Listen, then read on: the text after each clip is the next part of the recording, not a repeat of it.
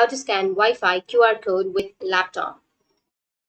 So if you want to scan your Wi-Fi QR code with laptop, then what you need to do is first you just need to simply open up your browser.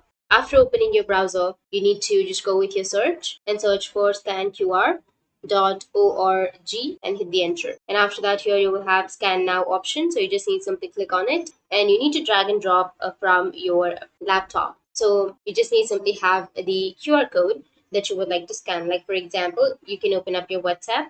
Now, after opening, once you have your scanner right here, you just need simply go and download this. You will have save as option. You just need simply go and save it. For example, I'll go with my downloads and then save as a WhatsApp image. After saving, now from here, you need to click on the browse option and then go with the same location where you've added and wait for a few seconds. Now here on the right side, you will have the password. So this is the password of that Wi-Fi. So that's it. That's how you'll be able to scan Wi-Fi QR code with laptop. And if you have any questions, feel free to comment below. Thanks for watching.